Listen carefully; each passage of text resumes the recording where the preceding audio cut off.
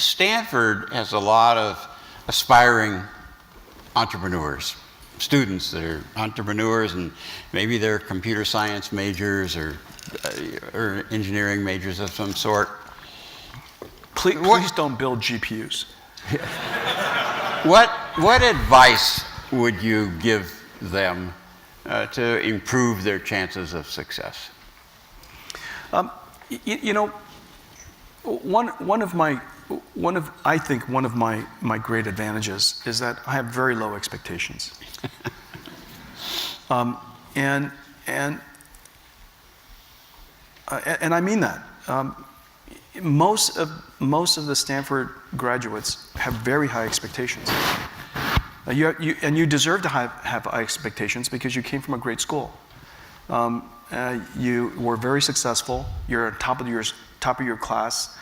Obviously, you were able to pay for tuition, and then you're graduating from one of the finest institutions on the planet. You're surrounded by other kids that are just incredible.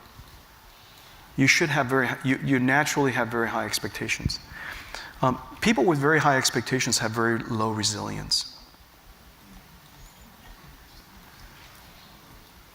And unfortunately, resilience matters in success. I don't know how to teach it to you except for I hope suffering happens to you. And I was fortunate that I grew up with my parents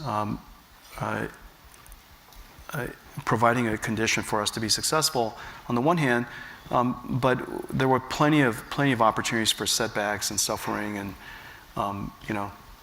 and to this day I use the phrase pain and suffering inside our company with great glee, and the reason, and I mean that, boy, this is going to cause a lot of pain and suffering, and I mean that in a happy way.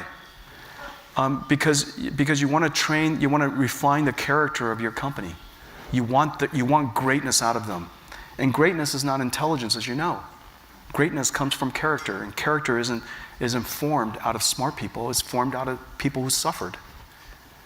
And so that's kind of and so if I could wish upon you, I don't know how to do it, but for all of you Stanford students, I wish upon you ample doses of pain and suffering.